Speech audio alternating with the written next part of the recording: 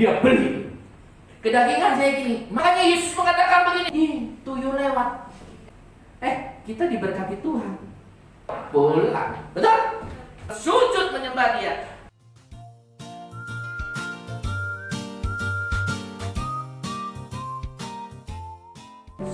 Silakan duduk. Yuk kita nyanyi dulu satu lagu ya. Bantu saya dah. Ya. Soalnya ini lagu saya lihat ya. Nah inilah kalau kita di alam roh nyambung ya. Lagu yang pertama itu Ajaib Kau Tuhan. Ya, kita punya Allah yang ajaib, bagi Tuhan nggak ada yang mustahil. Lagu yang kedua, Hidupku Tak Akan Sama. Ya, jadi kalau sampai dengan sekarang sudah punya agama ya 20 tahun, 30 tahun, bahkan mungkin seumur saya 53 tahun, tapi hidupnya masih sama, berarti dipertanyakan kekristenan kita. Amin. Setiap orang yang mengalami perjumpaan dengan Yesus, ya makanya pagi hari ini saya nanti kasih judul ya. Biasanya saya nggak pernah kasih judul ya. Cuman kadang-kadang Yanuar, soalnya di YouTube ya, dia kasih judul ya. Perjumpaan dengan Tuhan Yesus akan membawa berkat ya atau mujizat. Saya mengalami perjumpaan dengan Tuhan Yesus tahun 2000 Januari 2000. Mau jadi orang benar di 1999. Ya, menikah Desember. Ya, Desember menikah, besoknya mau ke gereja. Ya, begitu saya mengalami perjumpaan di situ, saya tahu di situ ada yang namanya bahasa roh. Ya, karena Tuhan jamah saya, Tuhan lawat saya, tiba-tiba saya bisa berbahasa bapak. Dan saya menangis. Saya keras hati, keras kepala, tetapi saya bisa nangis kesunggukan di tengah-tengah jemaat yang lain. Dan waktu saya mau tahan, karena saya punya ada kedagingan, saya merasa malu, tapi itu tetap tidak bisa ditahan. Tetap nangis seperti anak kecil. Ya, sejak itulah saya mengalami perjumpaan dan hidup saya diubah oleh Tuhan dari hari ke hari. Ya, amin. Nah, miliki jiwa yang ini. Saya mau nyanyi lagu ini. Jiwaku merindukanmu. Main di mana nih? Di C ya? Di siapa di mana? D boleh, C boleh. Bantu saya ya. Soalnya napas orang tua, kalau suruh saya joget-joget tadi napas saya ngap-ngapan juga ya, pakai masker ya.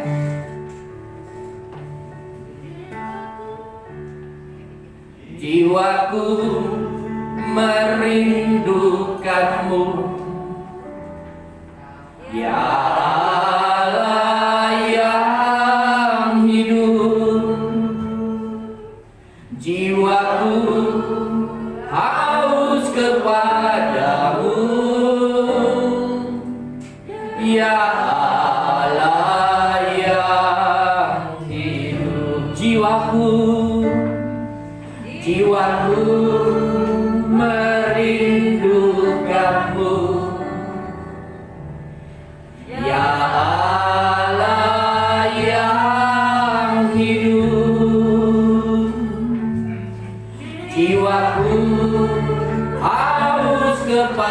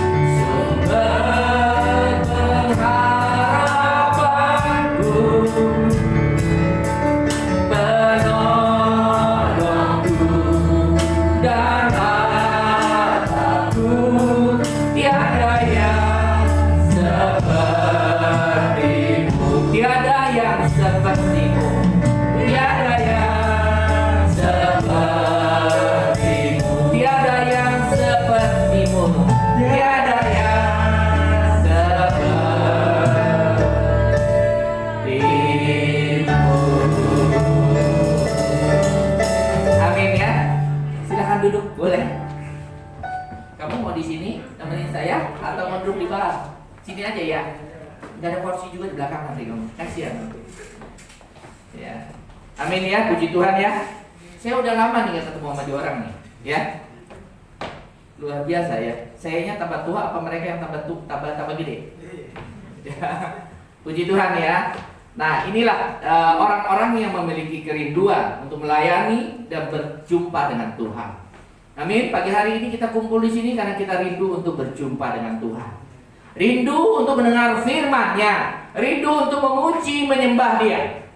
Saya beritahu lagu pujian ini, jiwaku merindukanmu. Saya kebaktian 3 kali awal di Modernland. Ya, saya rindu beribadah tetapi jiwa saya mungkin masih keras hati. Saya mau jadi orang baik, saya mau jadi orang benar, saya bilang. Ya, saya ke gereja. Dengan keterbatasan saya ke gereja. Saya tidak punya motor, tidak punya mobil, dan tidak punya apa-apa. Ya, kalau Bapak Ibu yang mengenal saya tinggal di sini, saya tidak punya apa-apa. Tetapi saya punya selangkah lebih maju, ya, yaitu saya punya kerinduan. Tapi kerinduan saya bukan dari hati yang paling dalam, belum sampai dengan hati yang paling dalam. Sehingga saya belum mengalami perjumpaan dengan Kristus, dengan Yesus. Makanya Bapak Ibu kalau merasakan perjumpaan dengan Yesus, ya, ini ada sesuatu yang membuat kita damai, bahagia sekali. Ya, sekalipun mungkin persoalan kita luar biasa menimpa kita. Ya, tetapi Bapak Ibu kalau mengalami, makanya Yesus adalah sumber damai sejahtera. Makanya Yesus mengatakan begini, hai orang-orang yang letih, lesu, beban berat. Sudah kayaknya hidup ini hampa, hidup ini kayaknya sudah gak ada jalan lagi, sehingga punya niat bunuh diri lah, segala macam, punya pikiran yang jahat lah, mungkin yang mau menyimpang dari Tuhan. Yesus mengatakan, datang padaku, aku akan memberikan kelegaan, aku akan memberikan jalan keluar, aku akan memberikan kekuatan yang sesungguhnya dari Tuhan. Kita kan nyanyi, ajaib Tuhan, Allah Maha Besar, tidak ada yang mustahil Tuhan lakukan di muka bumi. Amin. Kalau kita pelajari nanti murid-murid Tuhan Yesus, ajaib, hebatnya luar biasa. Kita juga murid Yesus. Tetapi bagaimana kita mengalami perjumpaan dengan Tuhan kalau kita hanya sekedar ibadah? Saya bukan sekedar ibadah, 3 minggu saya beribadah, saya bukan sekedar ibadah. Saya pergi, ya, ke gereja, bukan sekedar ibadah. Tapi saya punya kerinduan buat beribadah, sehingga saya bisa naik becak. Coba pikirin, saya naik becak dari rumah saya ke depan. Kadang-kadang saya dijemput teman saya, ini orang Banjar, numpang saya. Kalau dia nggak jemput saya, apakah saya nggak ke gereja? Enggak. Urusan keselamatan, urusan berkat adalah urusan saya. Banyak orang mau ke gereja kalau dijemput, kalau nggak dijemput dia nggak ada kerinduan ke gereja. Nanti akhirnya nggak memperoleh berkat dari Tuhan, dia komplain sama Tuhan, betul nggak? Ya, saya nggak dijemput, saya tanya sama istri, naik becak dengan uang segitunya. Saya naik becak berhenti di perapatan tuh, usaha ada insani. Dari situ saya naik ojek. Habis itu katanya gereja ada, ya, saya langsung cepat tuh cari informasi. Akhirnya saya naiknya langsung dari depan apa tuh? Mall. Pintu masuknya dari sana, bukan yang dari belakang. Ya, ada mobil jemputan di situ. Jadi dia nunggu di situ. Jadi saya berhenti di sana. Kadang saya naik ojek dari sini, berduaan. Istri dibawa sama tukang ojek, saya juga dibawa ke tukang ojek. Tapi 3 kali saya beribadah dengan memiliki kerinduan, saya tidak mengalami perjumpaan dengan Tuhan. Kenapa? Nah, hari ini kita belajar. Kenapa? Saya yang sudah begitu aja tidak mengalami perjumpaan, sehingga tidak ada pemulihan, pembalikan kehidupan saya. Belum. Tuhan uji kadang-kadang saya. Apakah dengan kamu nggak punya uang? Apakah kamu dengan tidak dijemput? Apakah kamu tetap mencari aku, kata Tuhan. 3 minggu. Istri saya ke gereja pertama kali saya pernah bersaksi. Nyembah kayak tadi. Istri saya nangis. Saya bilang, jangan malu-malui. Nyanyi mah nyanyi aja, betul. Nyembah mah nyembah aja. Jangan pakai nangis dong, bikin malu aja. Ya. Minggu kedua nyembah lagi, istri saya nangis. Mah, jangan malu-maluin. Nanti orang tahu, benar nggak kita susah. Sehingga kalau ke gereja kita nangis saja sama Tuhan. Memang kita susah, tapi kita punya harga diri. Betul. Di dalam Tuhan, saya masih keras hati, nggak mau merendahkan diri di hadapan Tuhan. Minggu ketiga masih seperti itu. Tanya istri saya, ini saksi hidup istri saya. Dia nangis, saya tegur kembali. Tetapi minggu yang keempat, lagi nyembah, saya melembutkan hati. Ya, saya nyembah juga. Tiba-tiba Tuhan merawat saya. Lagi nyembah begitu, tiba-tiba saya nangis kayak anak kecil kesungukan. Dan saya bisa berbahasa roh pada saat itu. Kedagingan saya bermain di situ. Ada alam roh, ada daging, ada roh dalam hidupnya. Kedagingan saya gini, malu. Kemarin kita bilang sama istri kita, malu-maluin aja. Sekarang saya malu nih, kedagingan. Tetapi mulut tidak bisa berhenti untuk kesungguhan. Ya. Orang kalau dilawat Roh Kudus luar biasa. Hati saya damai luar biasa.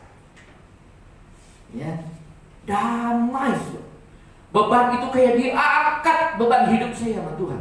Tapi bebannya masih saya panggul. Tapi ingat tuh, Tuhan gendong kita. Tuhan mewakili kita untuk menggendong beban yang saya alami. Tuhan ambil, saya menyerahkan kepada tangan Tuhan.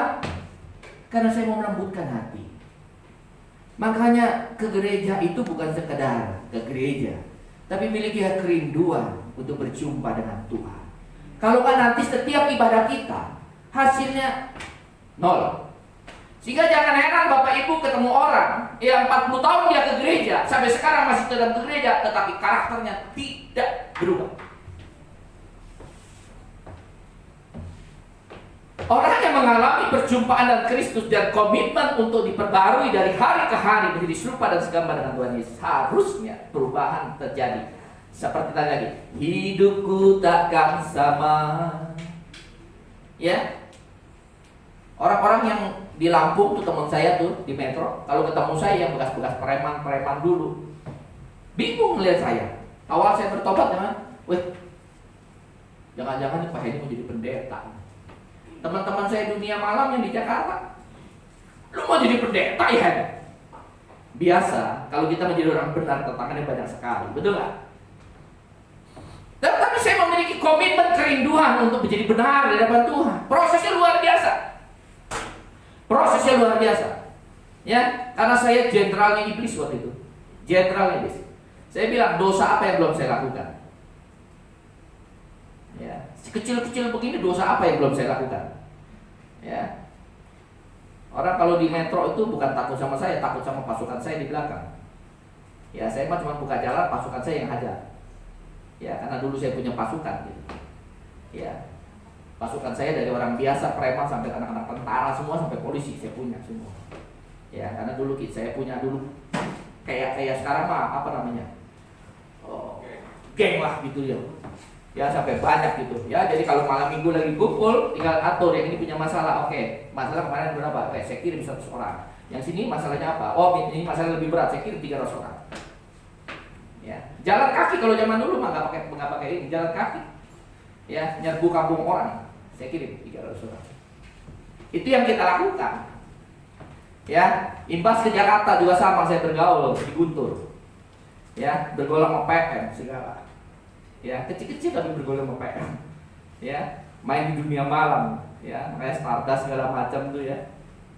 Nah, itu yang terjadi sebelum saya mengalami perjumpaan dengan Tuhan. Tetapi setelah saya mengalami perjumpaan dengan Tuhan, dirawat sama Tuhan dengan luar biasa, dan saya memiliki komitmen pada saat itu tidak menyia-nyiakan perjumpaan dengan Tuhan, maka harusnya ada perubahan dalam hidup kita. Ya, yang dulunya tukang marah-marah harusnya minimal berkurang lah, betul nggak? Dulu tukang tipu ya sedikitnya kurang lah gitu loh. Ya, karena ada proses kita harus berjuang menjadi sempurna dengan Tuhan Yesus. Nah, kita belajar hari ini. Kita belajar bagaimana orang-orang yang mengalami perjumpaan dengan Tuhan hidupnya dipulihkan, penyakit segala macam berkat berlimpah, mengalami perjumpaan dengan Tuhan. Kita mulai dari yang namanya Zakius. Coba buka Zakius. Lukas 19 ya. Ayat 1 sampai dengan 10.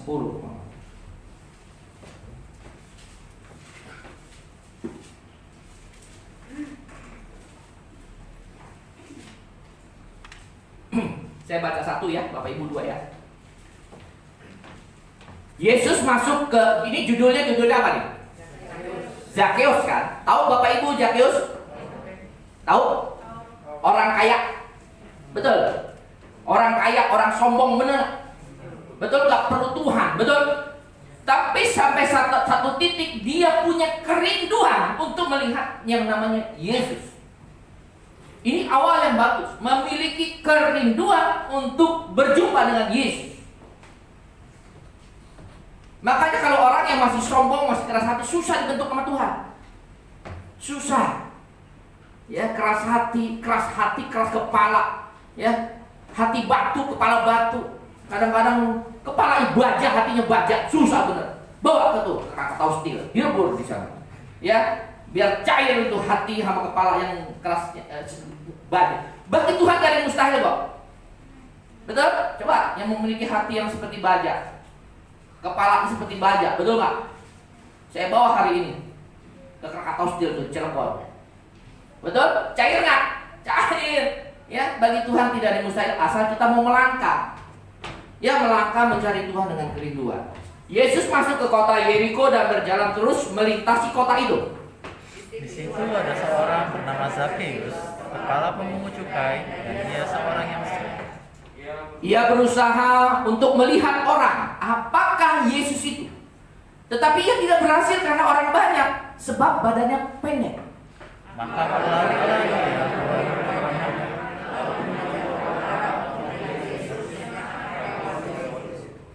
Ketika Yesus sampai ke tempat itu, ia melihat ke atas dan berkata, Zakius, segeralah turun, sebab hari ini aku menumpang di rumahmu.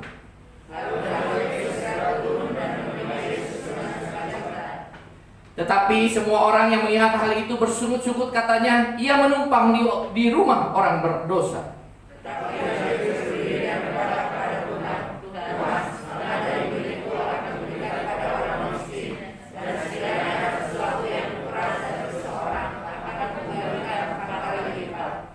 Kata Yesus kepadanya, hari ini telah terjadi keselamatan kepada rumah ini, karena orang ini pun anak Abraham.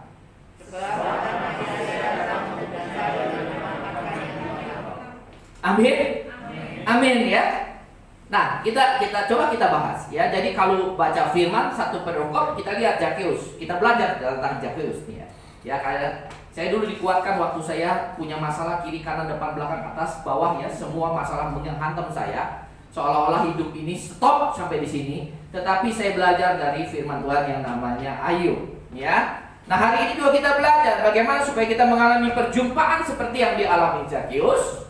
Sehingga terjadi Zakius yang kaya, dia bukan pemungut cukai, tetapi dia kepala bosnya pemungut cukai.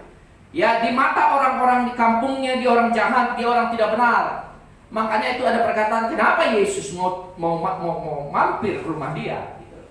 Ya, berarti betapa orang ini negatif, jahat di mata masyarakat. Betul? Ya, tetapi kita lihat kenapa dia bisa, Yesus mengatakan hari ini terjadi keselamatan di dalam rumah ini. Kita lihat, kita belajar, gitu ya, belajar. Jadi firman itu direnungin, dibaca, direnungin, ya, habis itu dilakukan. Kita ikuti. Ayat yang pertama coba. Ayat 1, ayat kedua. Ada yang namanya Zakius, kepala pemungut cukai. Ia orang kaya. Terus? Ia berusaha untuk melihat orang apakah Yesus ini. Dia belum kenal Yesus. Cuma karena dia sering mendengar tentang Yesus, Dia punya kerinduan untuk melihat Yesus. Ya, iman timbul dari pendengaran akan firman.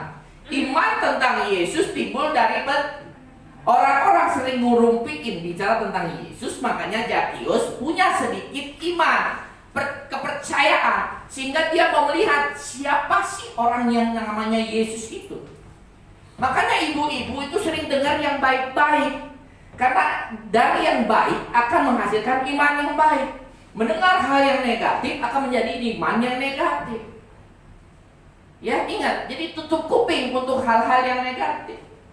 Ya, zaman susah, didengarin terus susah, timbul iman susah, sehingga perkataan jadi susah. Ya susah beneran, yang salahin habis itu Tuhan.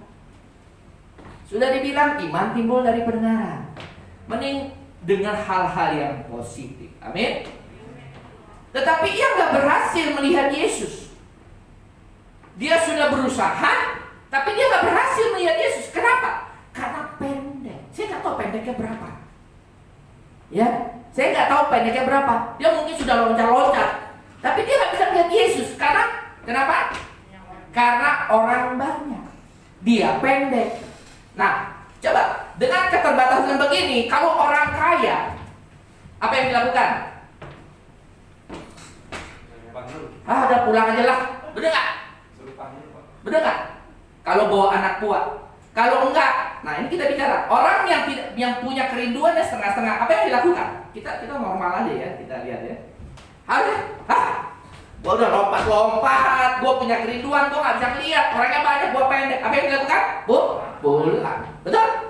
Kalau Zakius pada saat itu memutuskan dia pulang, dia tidak akan mengalami mujizat keselamatan.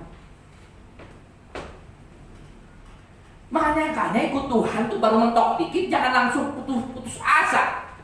Ya, semangat langsung hilang. Saya kalau semangat hilang, nggak jadi seperti yang sekarang, masih jadi yang namanya masih premakan.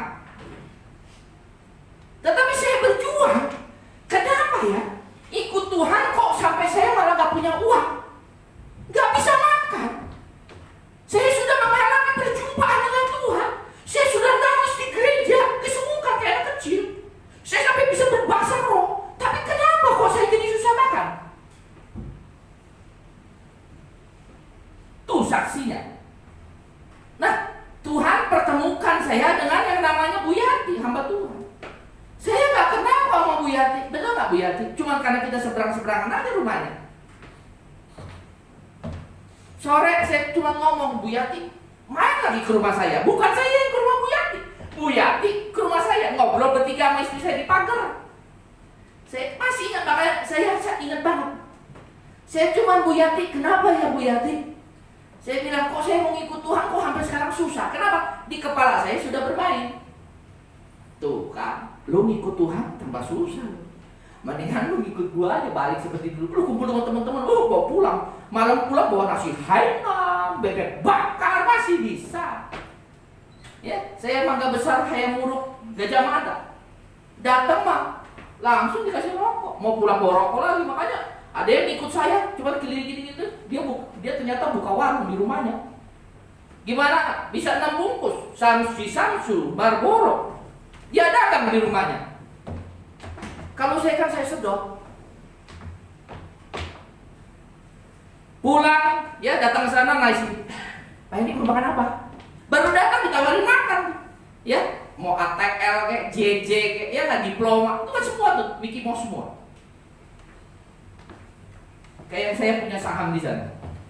Kasih langsung rokok 2 bungkus, tawarin makan. Wah, udah kayak bos kita di situ kan. Pulang, pesennya bebek bakar Pak. Nasi hanya pakai bebek ya, 2 bungkus. Rokok dikasih.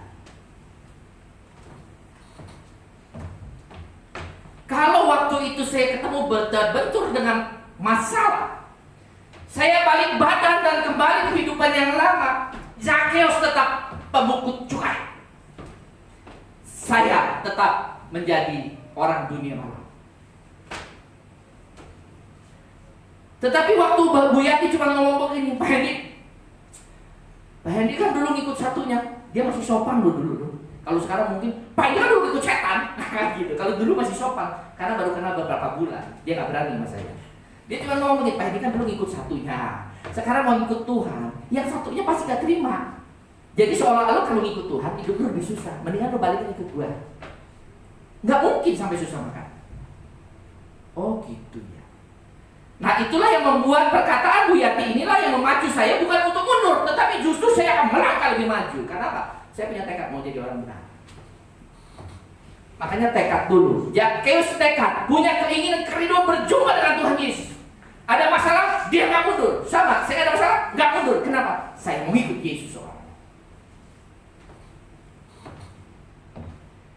Apa yang dilakukan Zakheus? Coba ayat yang 4.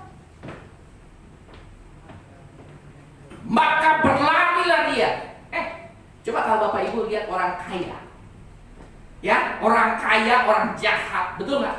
Orang yang biasanya sombong, betul nggak? Keras hati, keras kepala semuanya, betul nggak? Kepala batu, kepala baja nih, pendek, terus dia berlari, betul?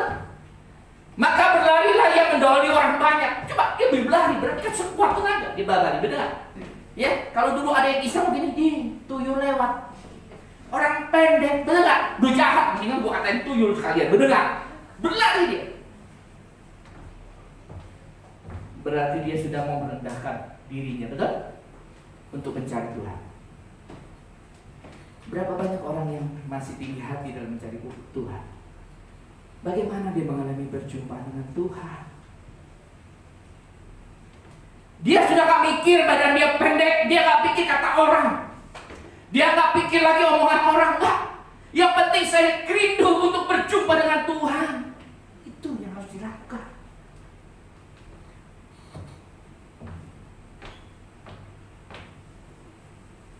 Ini yang harus kita belajar dari yang namanya Zakheus. Supaya kita mengalami perjumpaan dengan Tuhan. Setiap perjumpaan dengan Tuhan pasti membawa mujizat. Pasti ada mujizat dalam hidup kita. Pasti, saya jamin 1000%, pasti.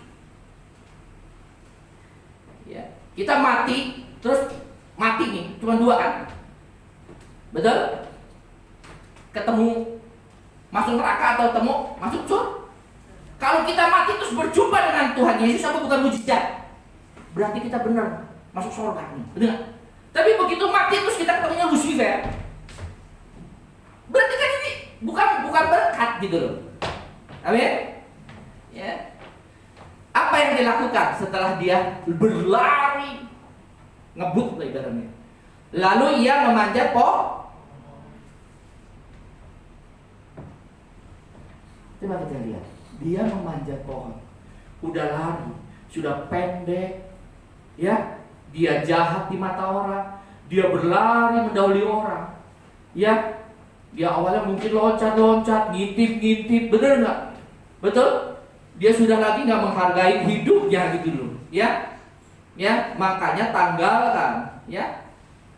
Lalu memanjat pohon, dia berusaha kembali setelah berlari, dia tetap nggak berjumpa dengan Tuhan Yesus, dia naik ke atas pohon.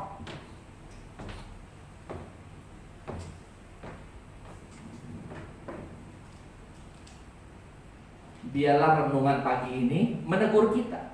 Apakah kita sudah seperti ini? Dalam kita mau mencari Tuhan, dia memanjat pohon ara untuk melihat Yesus yang akan lewat di situ.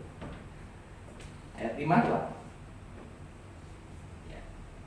Ketika Yesus sampai di tempat itu, ia melihat ke atas dan berkata, Zakheus.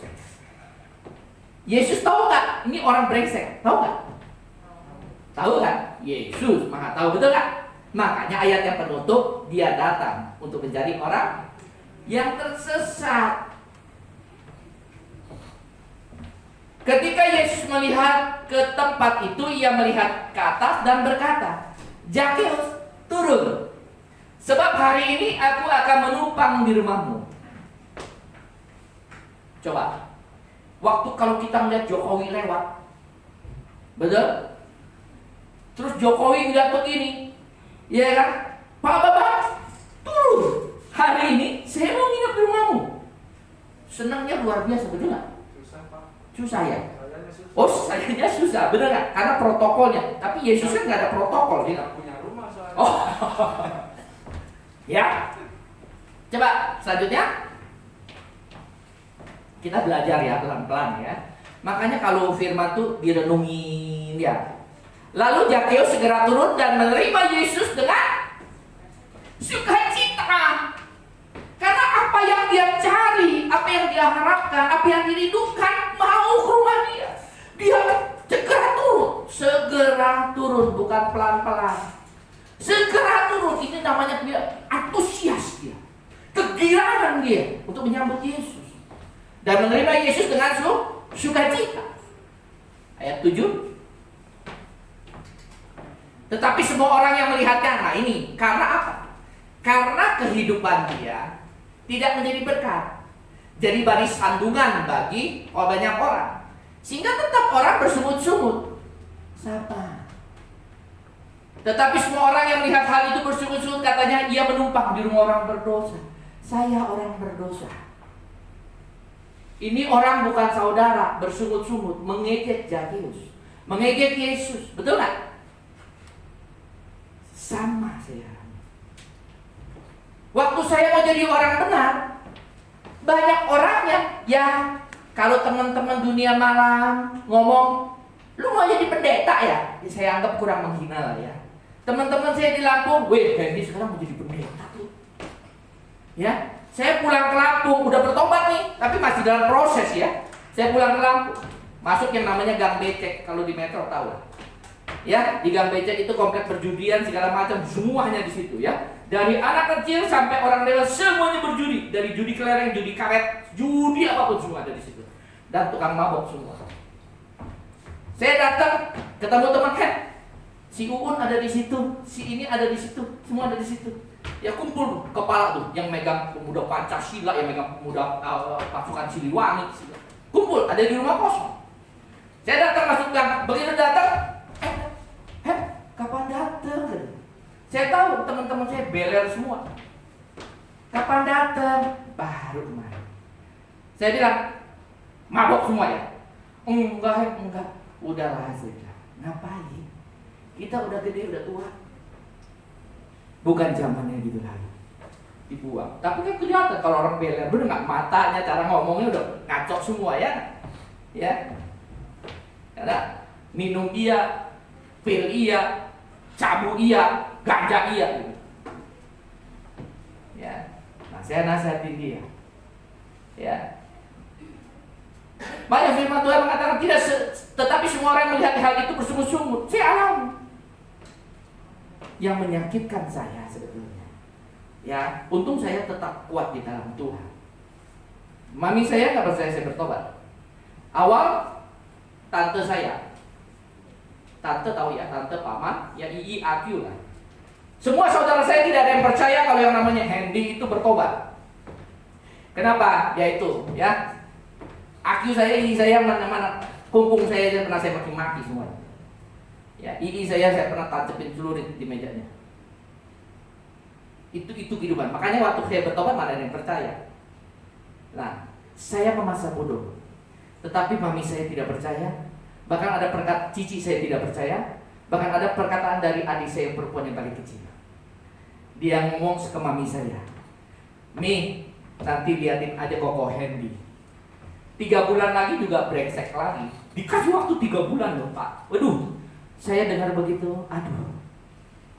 Ya, tetapi untunglah saya udah dijamah oleh Roh Kudus, sehingga tuh hati saya bisa menerima hal begitu. Apa yang saya lakukan? Bukan saya mundur, saya tunjukin bahwa saya memang mau berubah.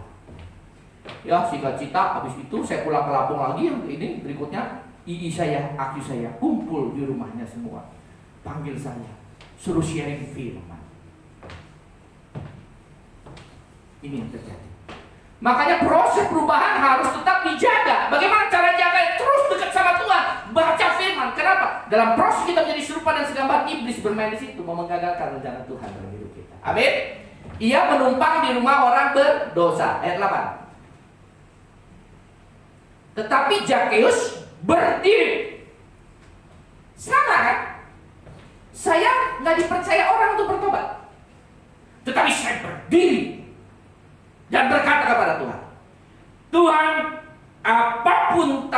hidup saya akan mencari Tuhan. Saya mau hidup benar. Ini yang dilakukan Zakheus. Zakheus berdiri dan berkata kepada Tuhan, Tuhan, setengah dari milikku akan kuberikan kepada orang miskin.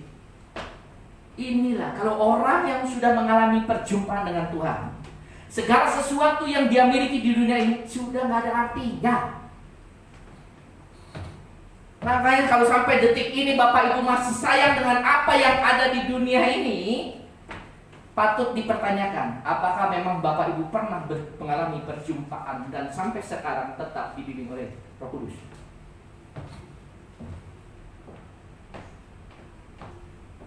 Kita belajar dari Zakheus. Tuhan, setengah dari milikku, setengah lu. Bukannya 10%, bukan 5%, setengah dari milikku akan kuberikan kepada orang miskin. Dan sekiranya ada yang sesuatu yang kuperas dari seseorang, akan kukembalikan 4 kali lipat. Kenapa? Makanya ini gak bertentangan dengan firman Tuhan lain tentang hal kerajaan surga. Kerajaan surga itu seumpama seorang petani. Betul, seumpama seseorang yang menemukan mutiara, menemukan harta berharga. Dia pulang ke rumah, dia kubur lagi itu, dia pulang ke rumah, dia jual semua yang dia miliki, dia beli. Kenapa? Orang yang mengalami perjumpaan dengan Kristus, dia akan tahu mana harta yang sesungguhnya. Sehingga bagi dia tidak ada yang masalah ini. Dia mau buang setengah, dia kembalikan lagi 4 kali lipat, tidak ada masalah. Karena inilah dia dalam mencari Tuhan benar. Lain sama jemaat modern sekarang. Di balik, betul gak? Gereja-gereja zaman sekarang, hamba-hamba Tuhan mengajarkan yang terbalik dari ini.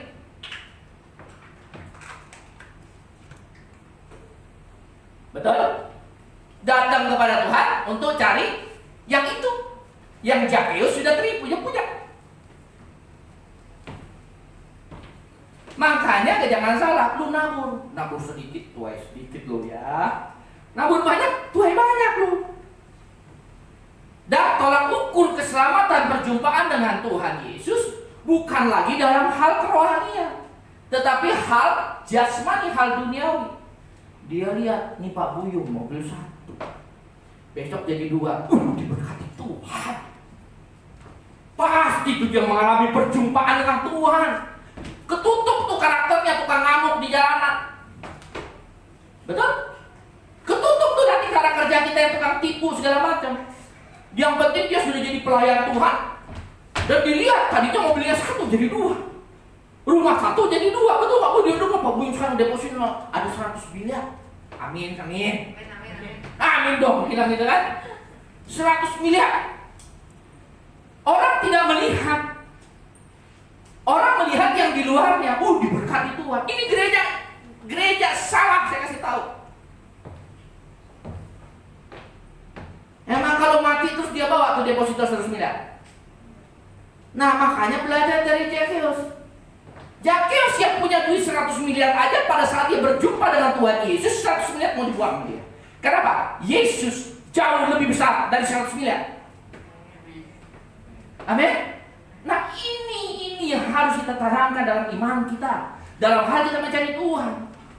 Jangan cari Tuhan minta keselamatan, minta mujizat. Mujizatnya apa? Utang-utang lunas. Makanya saya ada satu gereja saya sering layani nih, saya bisa sebut. Saya pernah juga ke gereja di sini kok. Selama saya di Bandung, saya pernah kok datang ke Rangga, pasti saya ke gerejanya di sini. Cuma saya nggak bisa protes. Betul? Saya tidak bisa protes. Tetapi saya lihat ini adalah hal yang salah.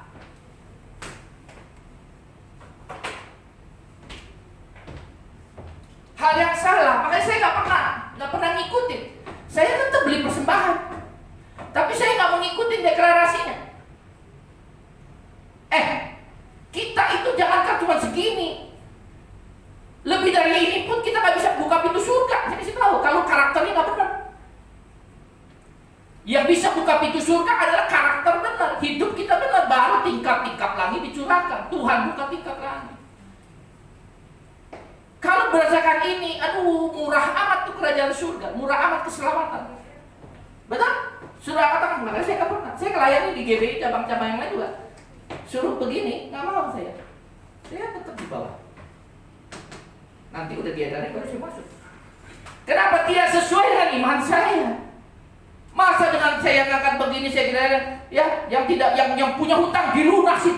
Lu kalau nggak kerja bagaimana dilunasin? Pakai ini kadang-kadang. Ya, betul nggak? Kalau nggak kerja bagaimana? Lu mau jadi apa bedanya kita dengan dukun? Betul nggak? Iya nggak? Kita ke Gunung Kawi, bukan Gunung Kawi ya, Gunung Kawi lain, ilmu hitam yang lain, betul nggak? Pasang lilin, ngepet, muter-muter gitu. Cuman begini, ya, duit jatuh. Gereja dicari tempat persembahan kayak seperti itu. Makanya di akhir zaman saya ngomong apa adanya, belakangan kan saya keras.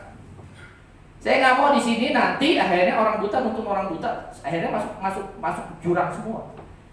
Ya, apakah semudah itu tingkat langit dengan dibuka dengan kita memberikan persembahan? Kita diberkati Tuhan. Hidup kita diberkati Tuhan. Dikasih kesehatan, damai sejahtera, napas, bangun tidur, bisa ini. Betul nggak? Dibiayain, dikasih makan tiap hari. Betul? Lu balikin cuma sedikit. Tapi lu perintah Tuhan tuh buka tingkat langit.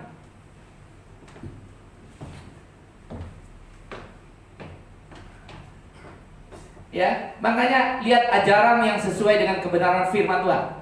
Makanya firman Tuhan, carilah kerajaan surga dan hidup di dalam kebenarannya yang benar, bukan yang dibenar-benarkan. Ya, makanya Bapak Ibu baca firman supaya nanti akhir zaman gak gampang ditipuin oleh hamba Tuhan. Yang tidak dapat jodoh, dikasih jodoh. Bagaimana ceritanya, tak apa sih? Kalau lu gak berusaha, bagaimana dapat jodoh, betul gak? Betul? Hutang di luar. Yang gak punya rumah, kita gak punya rumah aja, masih ngontrak. Akhirnya kita keganggu. Kalau kita imani dia, akhirnya keganggu. Nanti iblis bekerja di situ. Seolah-olah Allah bisa diperintah seperti itu. Kita imani, bisa terjadi sesuai iman kita. Kita punya rumah, entah bagaimana caranya. Ya, bisa faktor kebetulan atau apa, kita punya rumah. Iblis juga bisa memberkati kita. Hati-hati.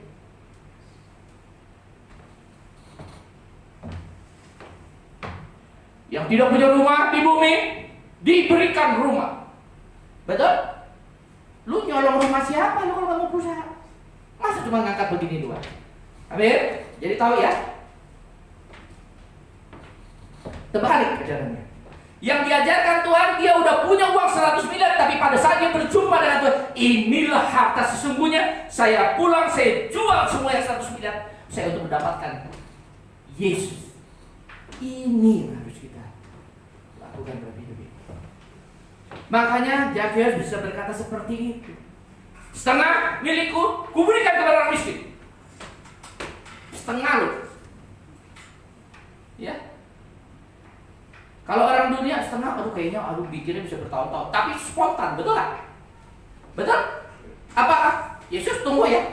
Gue diskus dulu nih sama keluarga nih. Ada anak bini gue nih. Tetapi apa yang dilakukan? Spontan. Kenapa? Dia bersuka cita. Dia mau berjumpa dengan yang namanya sumber segalanya.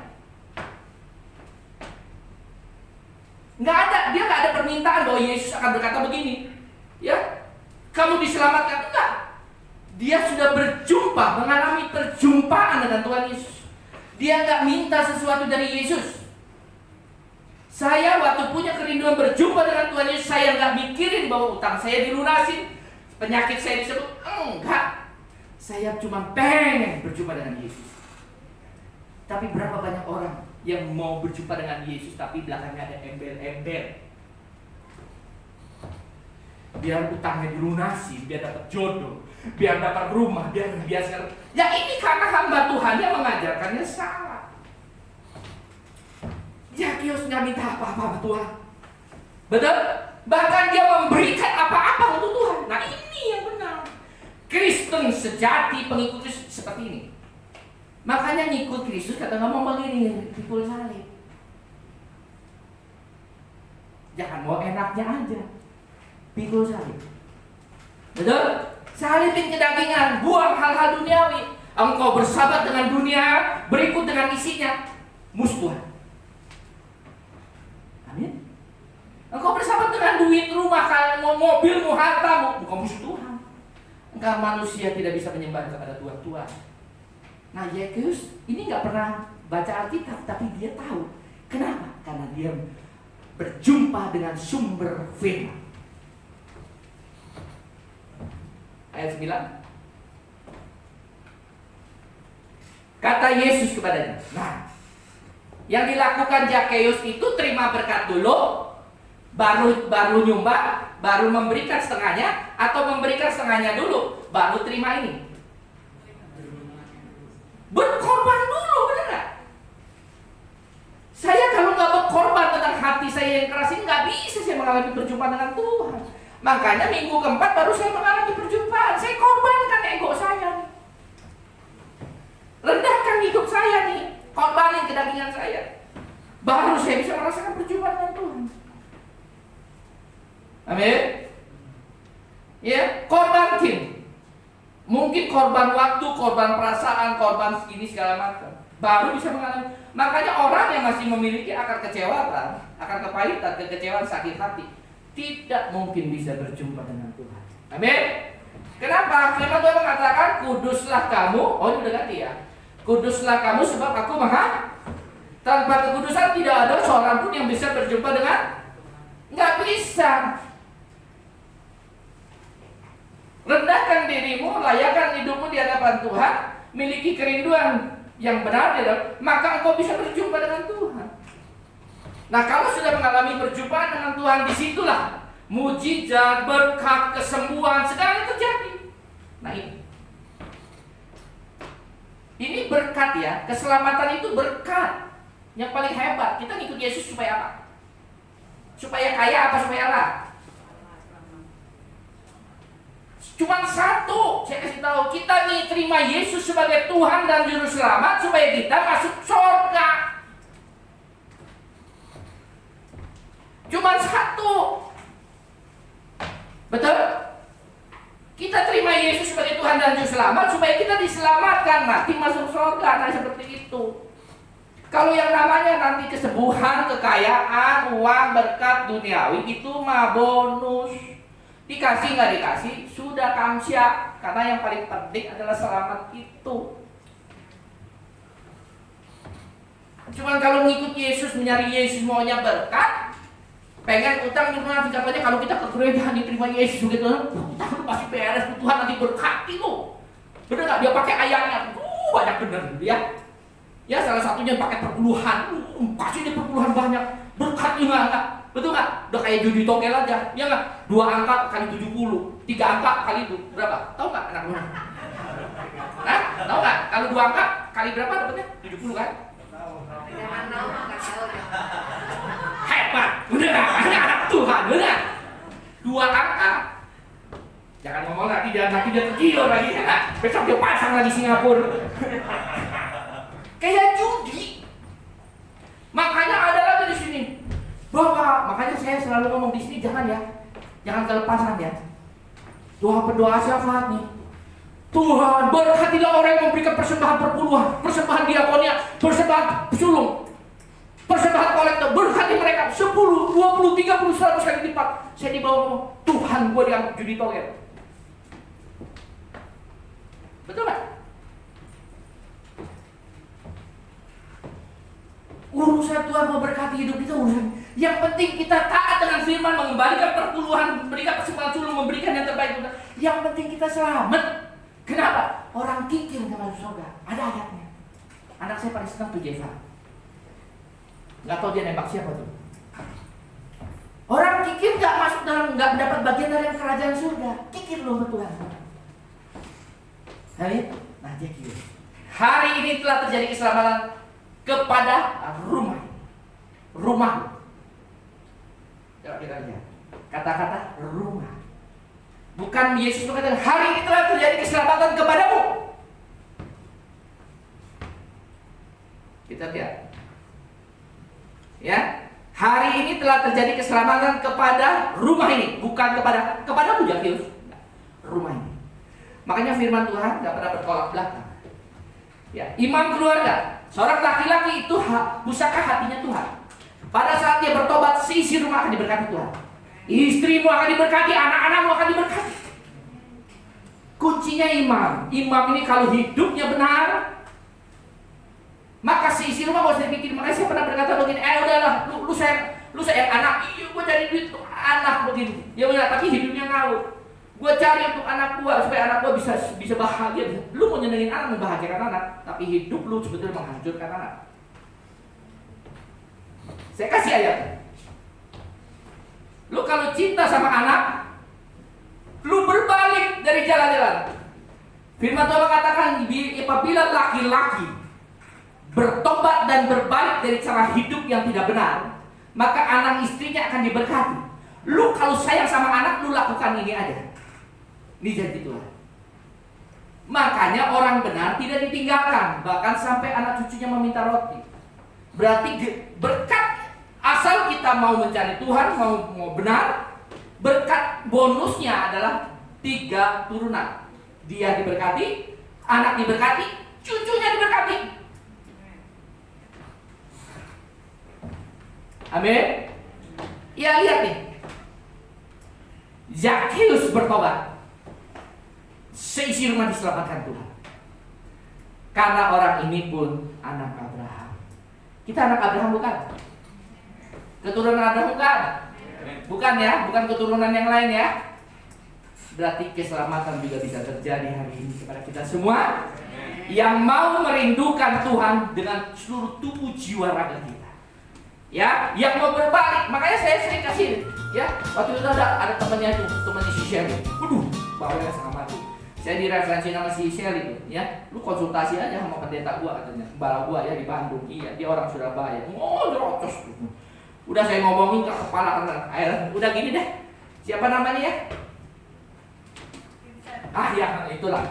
Saya bilang gini, udah pusing saya. Ngomongin di Batam, ngomongin gimana? Saya bilang gini, saya kasih kamu ayat, bacain, renungin, dan lakukan. Ya, apa itu? 2 Tawarik 7 ayat 14. Dan apabila atas namaku disebut umatku mau merendahkan diri, betul? Zakheus kalau tidak mau merendahkan diri, bagaimana dia mengalami keselamatan? Merendahkan diri, akui segala kesalahanmu, kesombonganmu, keras hatimu, keras kepalamu, akui di hadapan Tuhan, sujud menyembah Dia. Engkau berjumpa dengan Tuhan Yesus, maka engkau akan dipulihkan. Amin. Ya. Ayat 10. Belum selesai saya khotbah. Masih banyak. Sebab ada 10 dia pikir ayat terakhir Januari. Enggak, masih panjang. Sebab anak manusia datang untuk mencari dan menyelamatkan yang hilang. Bapak Ibu kalau belum hidup di jalur Tuhan, berarti Bapak Ibu masih anak yang terhilang. Anak yang terhilang tinggal pilih. Mau seperti Zakheus, apa mau seperti si sulung ngalaminnya? Si bungsu. Ayo pilih mana? Kalau Zakheus di saat dia kaya, dia mau berbalik. Betul? Mau pilih mana? Lagi kaya, lagi enak berbalik, atau nunggu sudah habis dulu seperti bungsu baru mau berbalik? Ya pilih mana? Kalau saya mau mendingan kayak Zakheus, betul nggak? Paling berubah-ubah dikit, ya sudahlah kita tunjukin kepada masyarakat, gua mau berubah beneran. Betul? Tapi kalau si bungsu, dia dari kaya sampai miskin pun belum balik.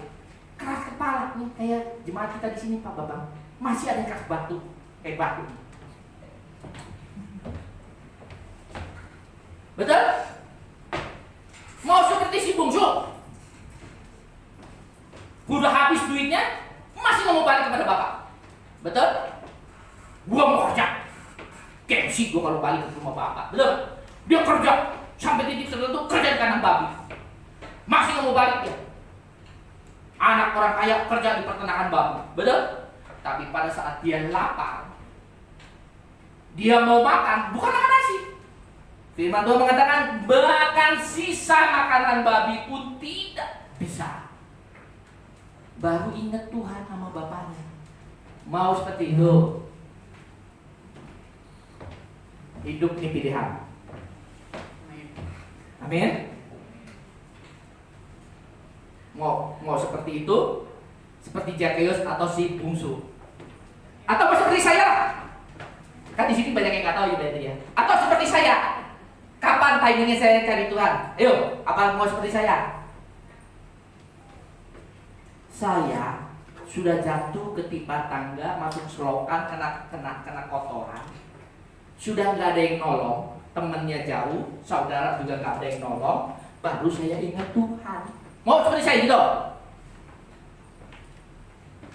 Makanya pengalaman hidup saya jangan, mendingan kayak Zakheus, lagi posisi sedang, kita cari keselamatan, harta yang lebih baik. Amin. Ya, Tuhan mah baik. Ya, Dia Maha Kasih. Seberapa kotor pun hidup kita, Dia akan bersihkan dengan kuasa darahnya dan kasihnya yang sempurna. Makanya saya sering dulu nyanyi, siapakah aku ini Tuhan? Kenapa? Karena saya dulu hujat. Alkitab pun saya hujat, Yesus saya hujat. Saya dibaptis Katolik, 12 tahun saya udah dibaptis. Cuman dibaptis doang, Pak. Salah baptis, Pak. 12 tahun saya belum preman. Cuman saya ngerokok dari kelas 3 SD. Kelas 3 SD berarti umur 9 tahun saya udah merokok. Ya, sampai yang namanya cerutu. Dari yang kecil sampai yang gede. Enggak ada duit, saya colong. Duit popo saya colong-colongin. Saya jualan kardus. Ambil ke pasar, jualan kardus, beli rokok. Tiap hari. Udah sampai cerutu, umur 9 tahun. Bergaul sama mamang kulit di pasar. Makanya saya dulu gak ada takutnya sama orang. Saya kecil dulu, lawan saya gede Bapak-bapak. Gak nyampe saya pukul dia. Tapi saya tetap punya motivasi yang benar. Saya mesti kalahin dia. Dia berbalik, saya timpuk kepalanya pakai batu. Itu dulu saya. Amin. Jangan diikutin. Ya. Saya dulu mau hujat. Makanya waktu Tuhan pulihkan saya coba bisa nyanyi sambil nangis kalau lagu ini dinyanyikan. Yuk kita nyanyi lagu ini supaya ingetin lagi. Ini lagu apa? Siapakah aku ini Tuhan, jadi biji matamu, dengan apakah ku balas Tuhan, selain puji dan semangat. Siapakah aku ini Tuhan? Siapakah aku ini Tuhan, jadi biji matamu, dengan apa aku balas Tuhan, selain puji dan semangat. Tuhan baik. Tuhan menyelamatkan kita. Dia menebus kutuk, mematahkan kutuk dosa, kutuk turunan, kutuk sakit penyakit. Dia menggantikan kita mati yang harus kita mati. Harusnya kan kita bernyanyi seperti ini. Apa yang harus saya lakukan Tuhan?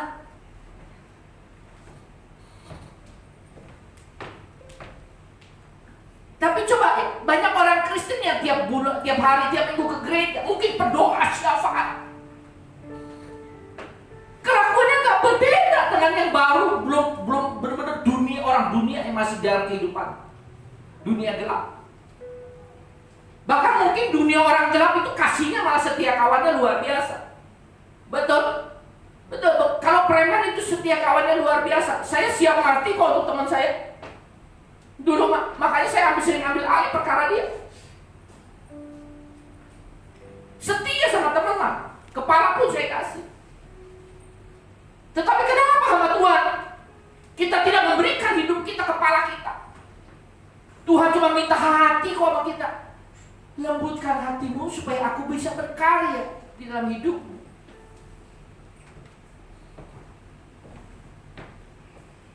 Amin.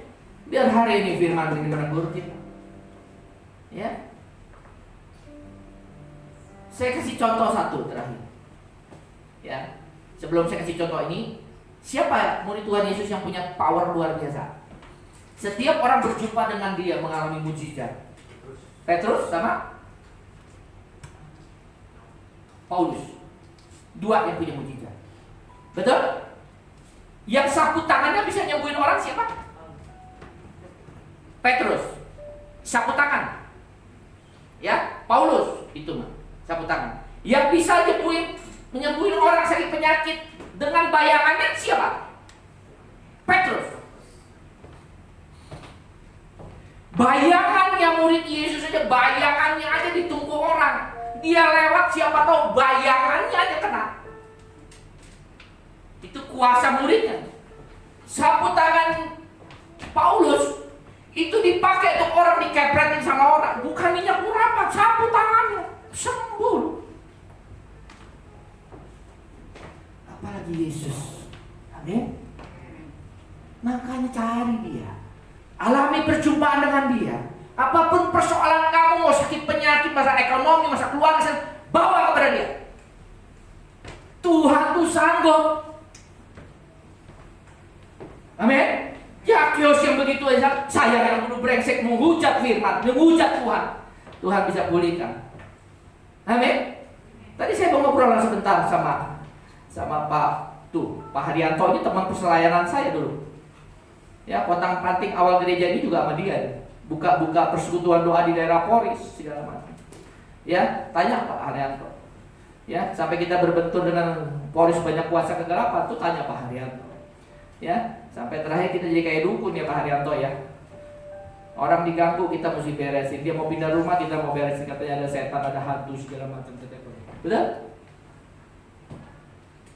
Ada satu. Siapa? Ada seorang wanita. Coba buka Markus 5 ayat 25. Kan tadi saya udah bilang masih lama saya. Enggak apa-apa, temenin saya dia. Ya. Lagi tenang aja lagi. Markus 5 ayat 20 coba. Nih ya, kita lihat. Ini adalah sesuatu hal yang mustahil. Ya, kalau tadi bicara keselamatan ya.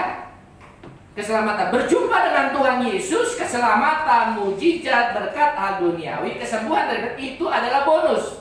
Betul? Ya. Itu mah mujizat. Tujuan kita hidup ini menjadi serupa supaya kita kembali ke rumah Bapa.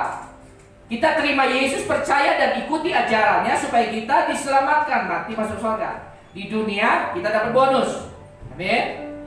Nah, kita lihat ini berapa dahsyatnya penderitaan dia. Ada di situ seorang perempuan yang sudah 12 tahun lamanya menderita pendarahannya di jempol, Bapak Ibu.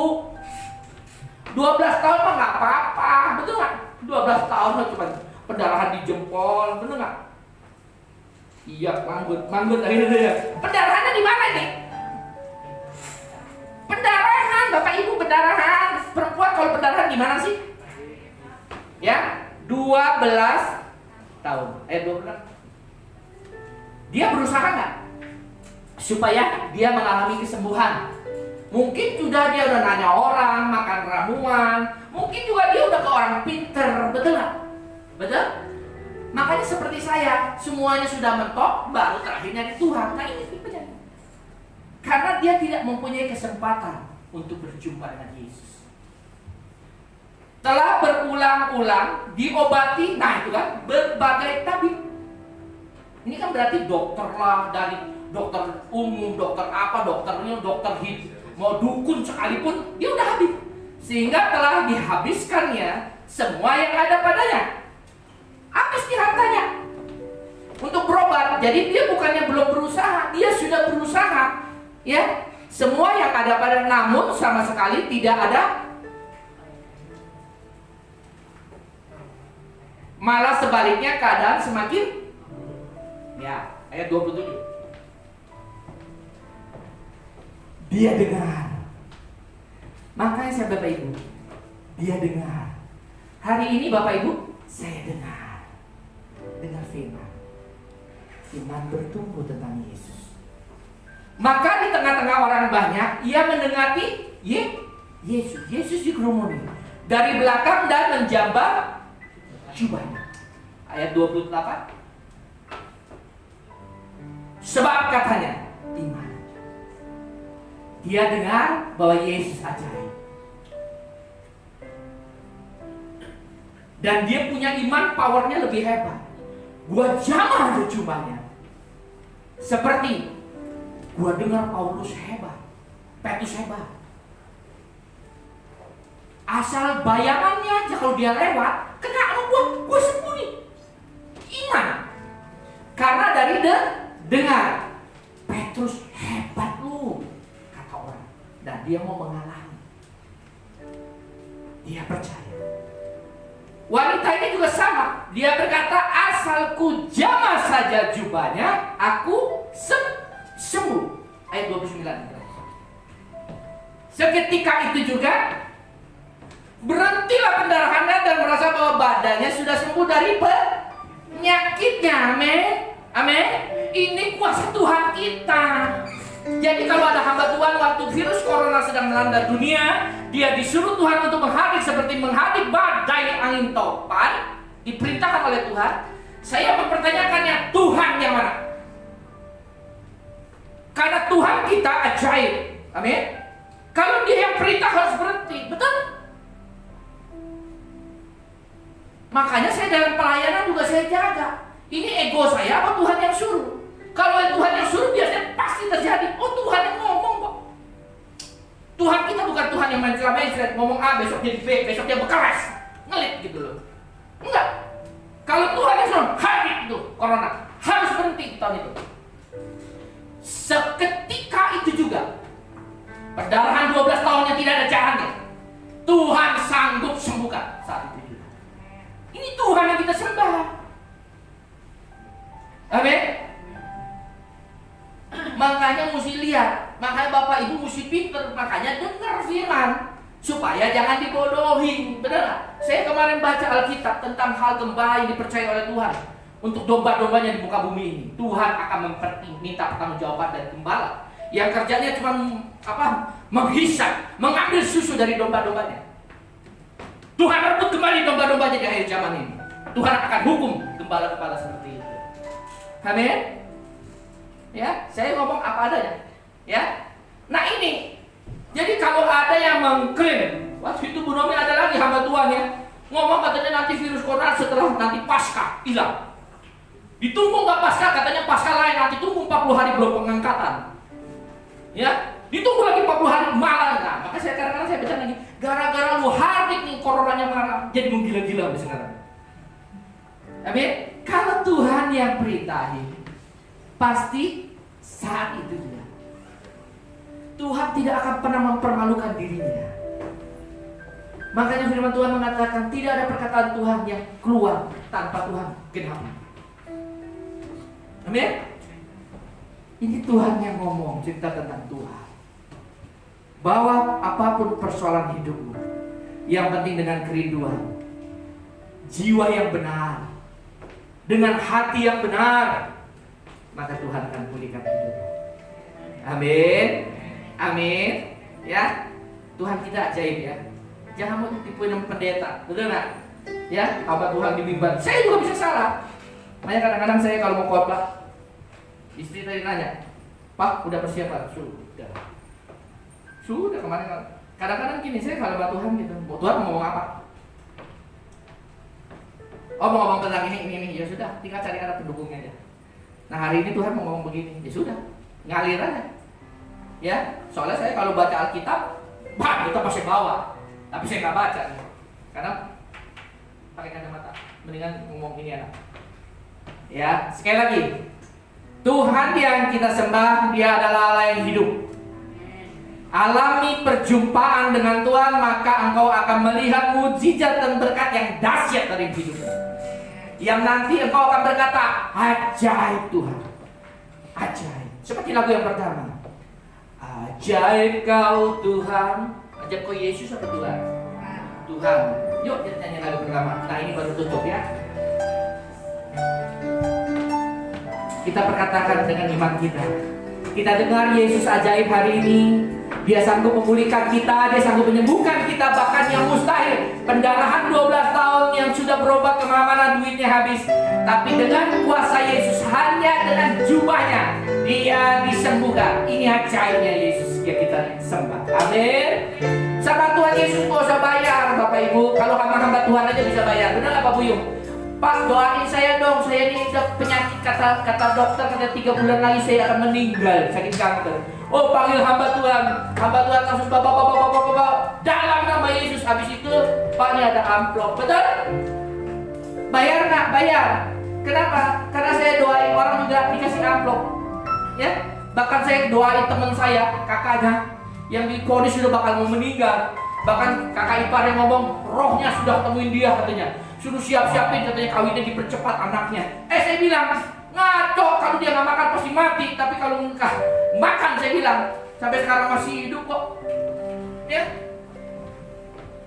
Saya habis doain, dikasih amplop. Namanya orang Cina, amplopnya merah putih. Betul nggak?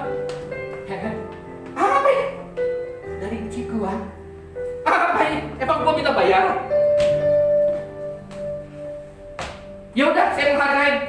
Lu disuruh terima, lu suruh ambil gitu. Ya sudah Pak, saya ambil aja. Udah gua ambil ya, bilang Cilu gua udah ambil. Sekarang gua balikin. Memang kita seperti kita harus jadi berkat. Bukan pengen minta diberkati. Kita datang untuk memberi, bukan untuk menerima. Amin. Yesus datang untuk melayani, bukan untuk dilayani. Amin. Itu yang harus kita lakukan. Yesus ajaib, sudah memberkati hidup saya, sudah menyelamatkan hidup saya. Saya harus memberikan yang terbaik untuk Bapak Ibu dan juga kepada Tuhan Yesus Bapak Kristus.